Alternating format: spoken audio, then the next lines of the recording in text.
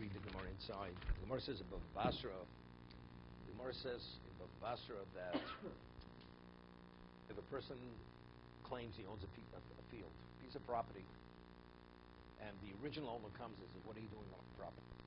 What are you doing with my property?" So the person has to respond. What is he? Well, I purchased it for you. You gifted it to me. Yeah, he has to have a valid response. So the man says, "I never sold it. I never gifted it to you." He says, "What do you mean? I have a deed." He has a deed, substantiated deed. Okay. So the man has nothing to say. Correct? He has proof. The original owner has nothing to say. The man has clear proof that today he has the title. He's the owner of the property. What happens after 3 years? After 3 years, where very often people become careless and the document goes lost. Chazal legislated that a person possesses a field for 3 years, a piece of property for 3 years, and the original owner can't bring proof that he protested the occupation of the property. Silence of 3 years is the equivalent of proof that you purchased the field. Because no person, knowing that he will forfeit the field if he doesn't protest it in court, no person would remain silent. So that he remained silent is a confirmation that factually he had transferred the property to whoever it may be. It's no longer his. So let's say a person's in the field for 3 years, and he has to bring proof. Now, he has to bring proof that he occupied the field for 3 years. He has to bring witnesses that he was there for 3 years. That's all discussed in Bava Basra. Okay? So the first case the Gemara discusses is a case, man occupies a piece of property, the original owner comes, he says, "My boy Spayara, what are you doing in my field?" So he presents a document, a substantiated document, a deed, that he's the rightful owner of the field, and this is within 3 years. So that means the document is crucial. It's the basis for the proof that he owns the field. Okay? The original owner says, "Shtora Zaifu." It's a forgery. That's what the original owner. It's a forgery. Okay? So the Gemara says, "Gochen lochish l'rabo." So now this person who has the document, the deed, says to Rabbo, who's the dayon, he whispers in his ear. He says, "It's true. It's a forgery. It's a forgery. But I originally had a document. It went lost, and I had this accurate forgery made because I knew I wouldn't be able to collect unless to prove it's my field unless I had a document." So Rabbi says, "Omer Rabba Malu Shakir." He says he has a migul. He could have lied. If he would have remained silent, he wouldn't have had a problem. The original owner could protest and scream bloody murder. Factually, he has no claim to the property because the occupier has a deed. Correct? So that's a Rabba. Omali Rav Yosef. So Rav Yosef says he disagrees, takes issue. He says, "Amai Samchas." What is the basis to say that the man is the rightful owner, the occupier? Haishtora, that he has a document. Haishtora chas bebalmu. The document is no better than a piece of pottery. It's a shard of pottery. It's nothing. It's worthless. Therefore, he has no right to be in the land. So Rav Yosef's take, he says, it's not a valid migul. Now let's understand. Why isn't it a valid migul? If he would have wanted to be dishonest, he would have remained silent, he would have no problem retaining the property. Now that he divulges that's a forgery, now you want to dispossess him. Rabbi says you can't. Rav Yosef says, no, it's not valid. So the Rashbam explains, says something phenomenal. He says, whenever we speak about a migul, what is a migul? Let's talk about the case of Shnai Mosa B'Talus. Two people holding on to a talus, and each one claims he picked it up first. One says, I picked it up first, and you grabbed onto it, the second party. Therefore, Reuven says it's all mine. Shimon says, no, it's 50-50, because we picked it up together, simultaneously. Therefore, it's 50-50. So if Reuven says, I picked it up first, and Shimon says he picked it up first, what does the Mishnah say? You split it, Yachloka, they divide it. What about if one says, I picked it up first, and Shimon grabbed onto it? And Shimon says, no, we picked it up simultaneously.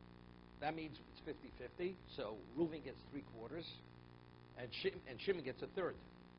Gets a quarter. He gets a quarter, right? Because Shimon is agreeing 50% belongs to Reuven. So what's in dispute? 50%. So because 50% is in dispute and it's not resolvable, so you divide it. So you divide the half, so each one gets a quarter. So one gets 3/4 and one gets a quarter, right? That's the Mishnah in Bava Mitzvah, the first mission. Tosfos asks, the man who said 50% is mine, he has a migu. Believe me that 50% is mine, because if I wanted to be dishonest, I could have claimed all is mine. And if I would have said all is mine, I would have gotten 50%. So now that I say half is mine, being honest, you give me a quarter.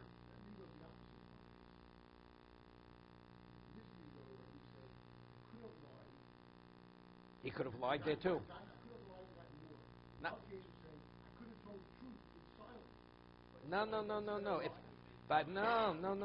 If I would have been silent, I would have. Would have been the. We don't know if it's the truth. We don't know the truth. No. If I would have. No. If I. No. I'm occupying the field. There's a question. Are you the owner? Are you the rightful owner, not the rightful? If I would remain silent, I'd have no problem. I would have retained the field. No. Not his style. No, I didn't lie. I'm telling you the truth. No, that's revealing the truth. He's divulging the truth. I'm telling you it's mine, but I forged the document. If I would have remained silent, you would have believed that this is credible proof that I'm the owner. Now that I've divulged that's not credible proof, believe me that I am the rightful owner. I misplaced the document, the original document.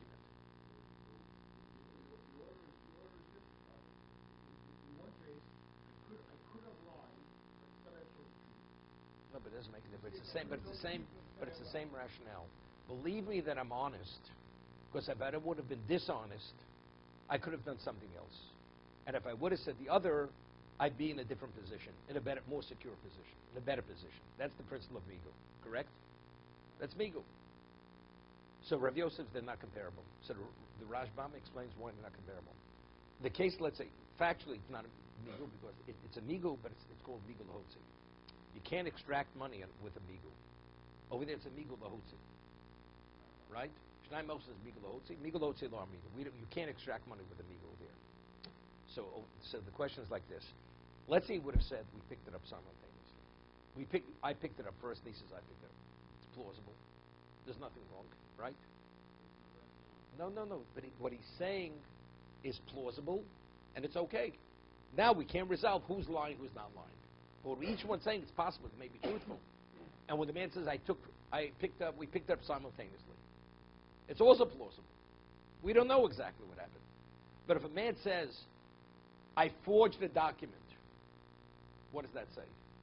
See, every migu is, I could have said something better. I put myself in a compromised position. Why am I compromised? Not because I'm lying, not because I'm divulging I did something wrong. They're both truthful. We don't know what to believe.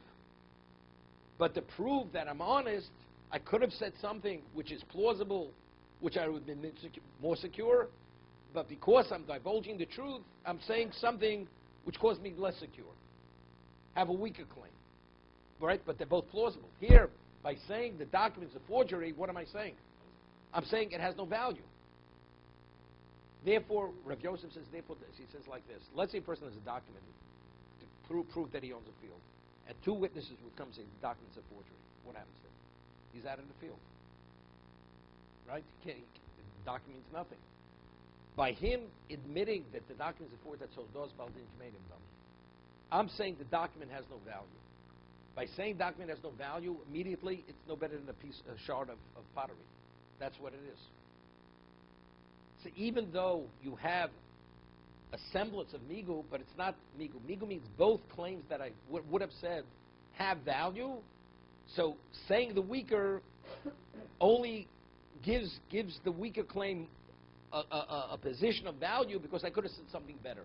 But both things that I could have said are both plausible.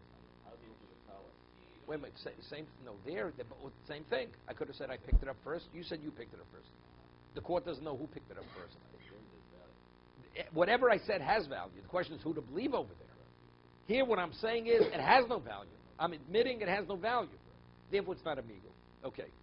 So the Gemara over here says that Rabbi says no, but we still have an anasadi. We have an anasadi even though you did something dishonest by forging a document factually, but it reveals to me that you're an honest man because if you wanted to be dishonest, you would have remained silent. So there's a little bit of an anasadi. We could say clearly that you're an honest man, even though you did something dishonest. So Rabbah says that is sufficiently strong. He retains the property. Rabbah says no. Same thing happened with a monetary situation, a loan document. Same thing. So how do we rule? Rabbah says it's valid migul. Rav Yosef says no.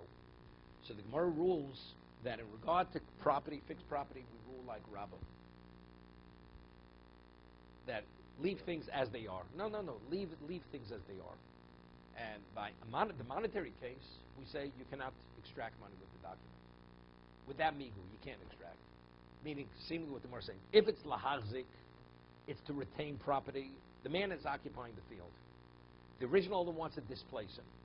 We say no, since it's a question, do we rule like Rabbah, do we rule like Rav Yosef? It's not resolved. So what do? You mavzik.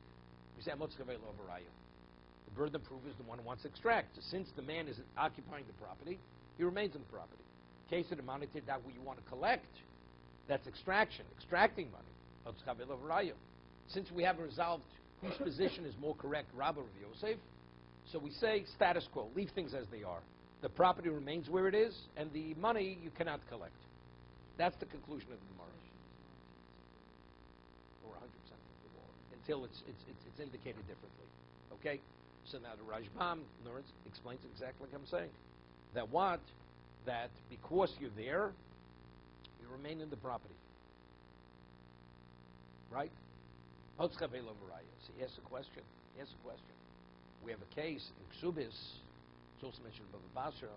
Now, a person to transact any monetary transaction, he cannot be unstable. He cannot be a shota. There was a certain person, his name was Barshatya. You know, like when they refer to a person in the old days, they say, he's a Meshuggah.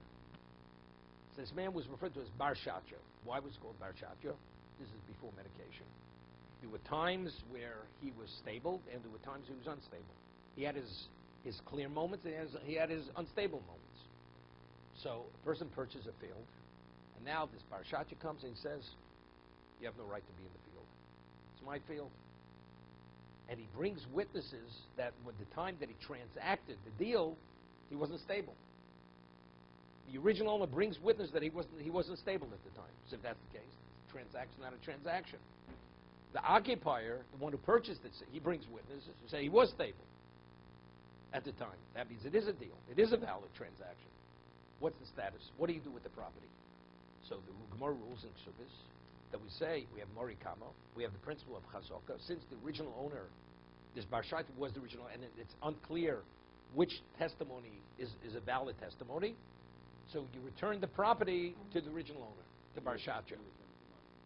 And he returns the money, or he claims he never got money. Whatever he says, he never got. You just, no, there's no money. Whatever it was, could have been a gift. It was a gift. Let's say it was a gift. If there was money, he gives him back the money. Correct. So what do we see over there? Even though the man's occupying the field, we don't say just leave things the way they are. We say that possession is 100% of the law until it's proven differently. We say since over there it's not resolved, you go after Morikama. You go after the original, who owned it originally.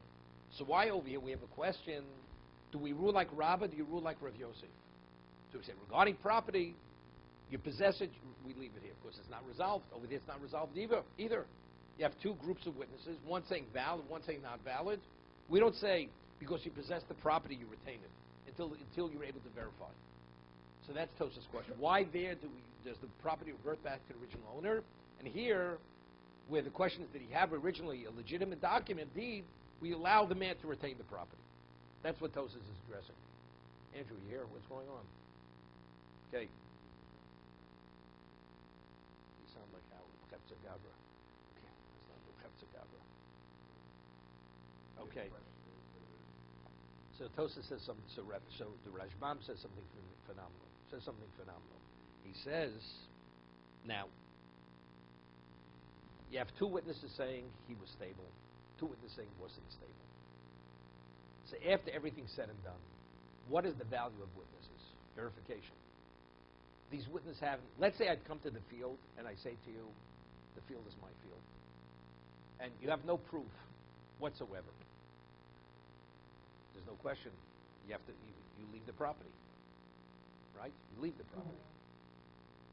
It's as if there are no witnesses. It's indisputed that he's the original owner. You have no proof that he was stable. So if you have no proof he was stable, the property reverts back to the original owner. Right? In our situation, what is the question? Do we rule like Rabbah? Do we rule like Rav Yosef? It's not a verification question. Right? The only basis that you have to claim that the field is your field is what?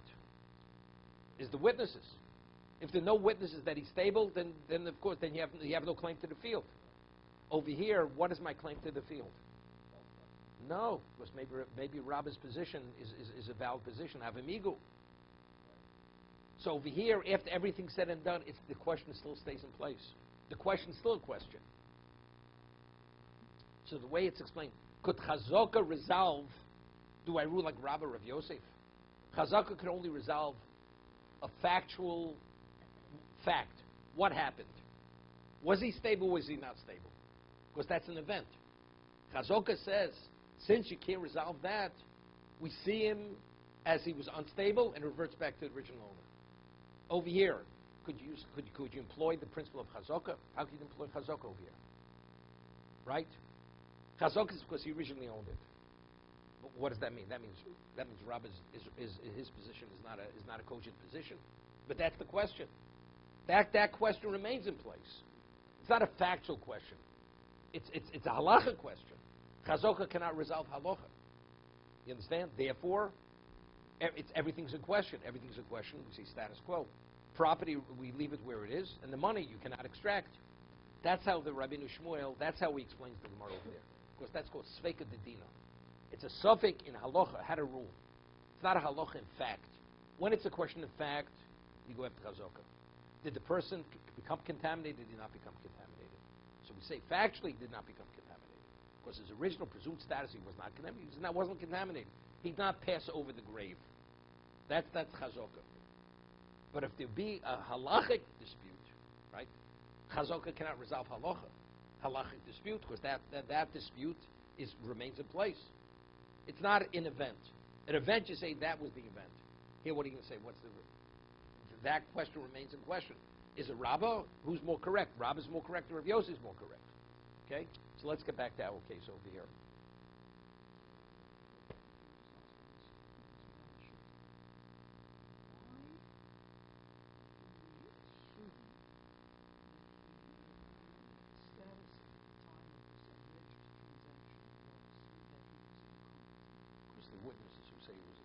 That's the basis. So it's not clear. It's not clear. We're not favoring. Let's say, okay, wait. I understand that. Because we know he goes back and forth. Wait. So factually, that's a factual question. Was he stable at the time of the transaction? Was he not stable at the time of the transaction? That fact is a fact. That question is a question. So what happens when you have an irresolvable question? So we don't know, was the transaction valid? Was it not was it valid? So was Chazaka. Whenever you have an irresolvable question, was it a valid transaction? You go after the original presumed status. Initially, the property is his, so until it's been concluded that it's not his, it remains his. We leave it as based on the original presumed status. He's the original owner, and it remains his. That's exactly why. And that is the way we rule. We rule this way. Because had no witnesses come forward. Just the man is making this claim. No, but let's say factually we know. Let's say we know. It depends what side of the debate he gets up. It's a 50-50 question. When the transaction took place factually, we know that. We don't know. No, but we know that it's fact that it's possible. As long as that's possible, I have a question. Did the property ever transfer out of this man's domain? That's a factual question. Now, how do we resolve that question? You can't resolve it unless you bring witnesses.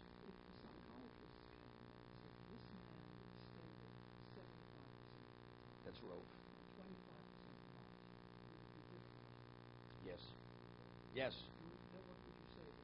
That's called Rove of Chazaka. If you have a Rove countering a Chazaka, the Rove trumps the Chazaka. If 75% of the time he was normal, he wouldn't be. Right. Correct. The other way, 75% Also, but here it's a 50-50 call. Like the 50 for the psychiatrist said It's 50-50. Right, 50-50. Correct. The same, even on the same day, go in either way. Depends what direction the wind is blowing, whether he's stable or unstable. They have 50-50, so you go with the chazaka. Yeah. Okay, so that's how we differentiate. If it's a suffix in din, do we rule like Rabbah, do we rule like Rav Yosef, okay? So that will never be resolved. Chazaka can't resolve a dispute in halacha. But how to establish fact, right? Whenever it's a question of fact, Chazaka says status quo. We leave it where it was. Okay? Now what's interesting, I mean, if you remember we had a discussion last week, if a woman is 50-50, who cohabited with the woman? A kosher Jew or a non-kosher Jew? We want to know what exactly is her child, her daughter. Does her daughter qualified to marry a Kohen or not? So it's a machlokas. It's a machlokas tanoi. One Tana says, well, if she has a chazaka, and a chazaka permits her to marry a Kohen, right? So then her daughter is permitted to marry a Kohen. Mad de machsheba machsheba bito. If she's qualified to marry the Kohen, her daughter's qualified. How do you divide it?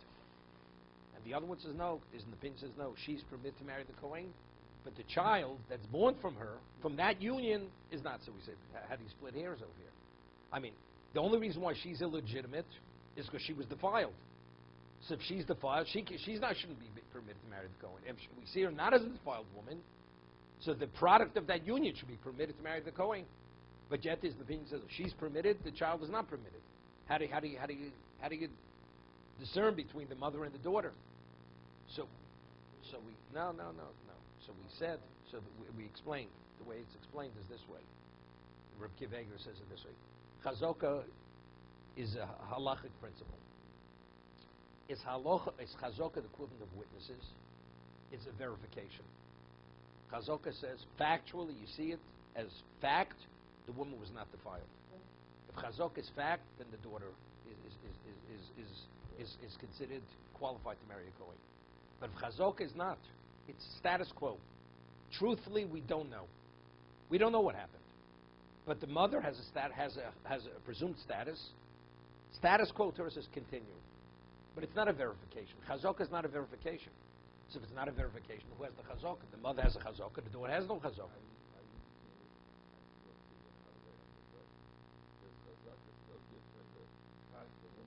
We know we conduct ourselves as if she was not defiled. Right. Truthfully, we don't know she wasn't defiled. She may have been defiled. So then it should have an effect on the mother, not on the child. No, the child doesn't have the chazaka. The question is, well, who cohabited with the mother? So the child doesn't have a chazaka, therefore the child's not permitted. The suffix goes on the child. The suffix on the child, not on the mother. Even though there's a suffix on the mother, we have a mechanism to deal with that. Despite that, status quo. So it doesn't verify what happened. The other opinion says no, chazaka is what we call a birur. It's a verification mechanism. It's like witnesses. So it's like witnesses, if that's the case. Chazaka says she definitely was not defiled. She wasn't defiled. The child definitely is a kosher woman. Therefore, she can marry a Kohen.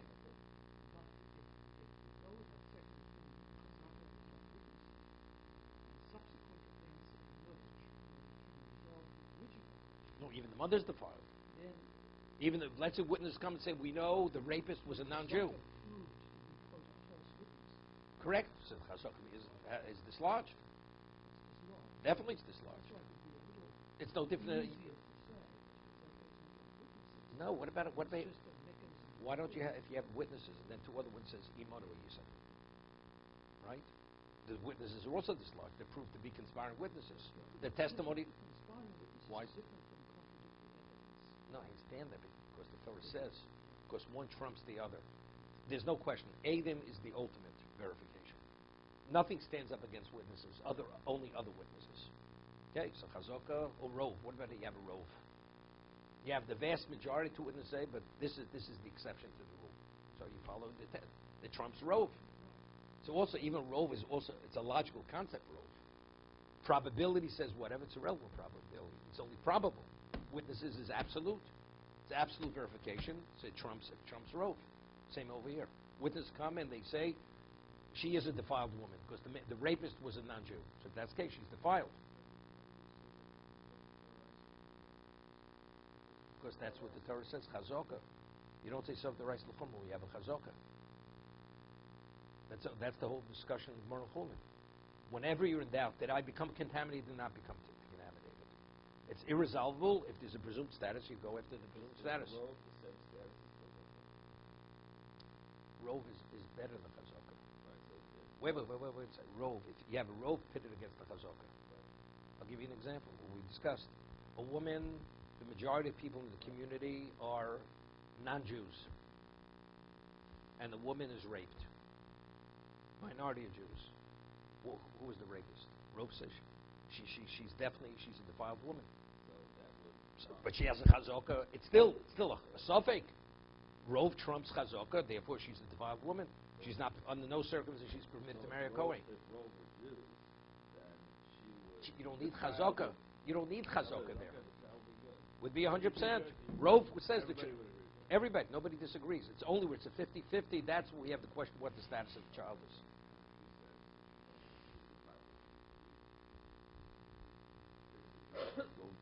That has to do with this Gemara, which is coming up. We're going to discuss that over here. Okay.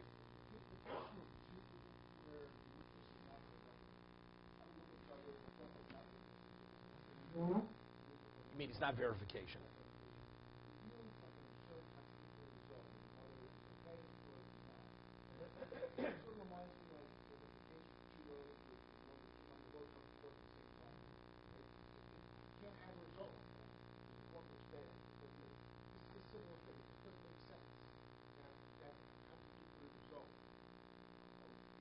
You're asking rabbinically, you're asking why rabbinically we allow it. Because again, if the question would come simultaneous to court, because each one is separate. Here, both people came to court simultaneously. We just traveled these two roads. What is our predicament? They say, both you people are Torah. They say, that doesn't make any sense. How could they both be Torah? Right? One road, definitely, one passed over a grave. Over here, no, again. But let's say each one would come, they wouldn't come simultaneously. Then no, they're both tummy. The court would not pronounce. It would be like the two roads. It would be like the two roads, same thing. Because again, you have the same absurdity, the way it's perceived. It doesn't make any sense. Right.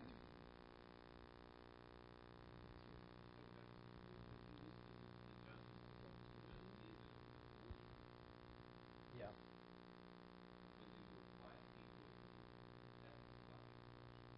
That's who's correct. That Rabbah says one way, Rav Yosef says differently.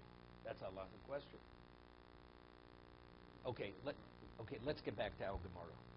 We have a case, Almonas, right? A man himself, according to the first interpretation of Rashi, what is an Isa? An Isa is comprised of many ingredients.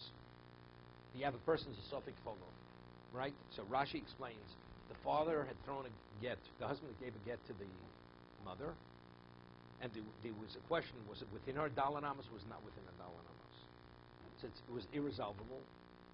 And subsequently, the father died. The father died. So she was widowed. So when she was she widowed as a widow? Or when he died, she really was no longer his wife. So the mother's a Safik Grusha. Safik Grusha. Now this woman goes and marries a Kohen. So what is her child? He's a Safik Cholo. He's a Safik. He's not a definite Cholo. He's a Safik Cholo. Now this Safik Cholo marries a woman. Now a Cholo who engages with a woman, she assumes his status. A definite Cholo. Right? Let's say a Cholo marries a woman, and subsequently he dies, the Cholo. What's his wife? His wife cannot marry a Kohen, even though she's a widow, because she was affected by the status of her husband. But over here we have a Safik Cholo. Correct? So if we have a Safik Cholo, what's her status? So there's going to be an argument in Gemara. One opinion is Hakol Modim Ba'almonas Isa. Rav Chiz says Shepsula Kuna, that she's disqualified from Kuna. You see it? It's right before the lines get wider. 3 lines before the lines get wider. Everybody concurs that she's disqualified from Kuna. Now the question is why. The husband has no chazaka, correct? His mother is a Safi Grusha. When he was born, what do we have? We don't know what he was. He has no, right? We don't know. Was his mother Grusha? Was she not a Grusha? So regarding his status, he's a Safi Cholo. Now he engages with a woman. We don't want to differentiate between the two of them, correct? We're saying his illegitimate status regarding Kuna carries over to her. That's what we're saying. Now the question is, even though, what are we talking about here? She has a chazaka. She has a chazaka. Before she engaged with her, she was permitted to a Kohen. Our question is, his engagement with her, did that alter her status? So if he's a Barek Chol is one thing, but he's a question. Why is he a Safik? He has no chazaka. She has a chazaka. So if she has a chazaka, she should be permitted. But yet, Rav Chisda says, everybody agrees. Everybody confers, she's not permitted. Why? This is not a Safik in halacha. This is a Safik in fact. What happened? Was his mother divorced? Was she not divorced? Let her chazaka resolve that she was not divorced. And she wasn't divorced, she was widowed. So therefore, her husband who engaged with her did not defile her. But yet, Rav Chisda says, we don't use the chazaka. Right? So one who used chazaka. So you have to say, we had earlier, the Gemara asked many questions, says, my loss of Yuchsim. When it comes to pedigree, we give it a certain degree of stringency. Even though on a Torah level she's permitted because she has chazaka, nevertheless, we don't follow chazaka in this context. But that's the first interpretation of Rashi, of Almonis Isa. The woman who's in question, why is she in question? Because the question of the husband transfers over to her. But I'm dealing with single suffix. Although the Gemara refers to it as svek sveka, it's not a real svek sveka.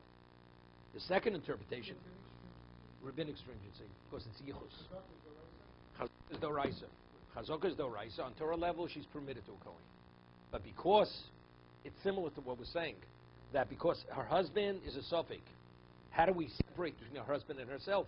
And since we're talking about yichus, we're talking about pedigree, we're machmir when it comes to pedigree. On a Torah level, she's permitted, we're machmir in pedigree. Okay? That's Rav Chisda.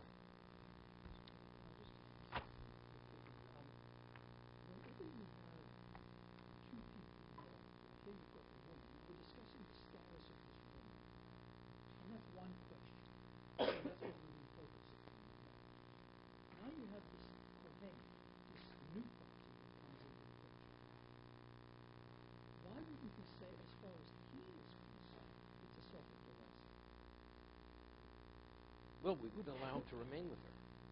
We would not allow him to remain. To get married to her before. No, but they cohabited, and now a child was born from that marriage or from that union.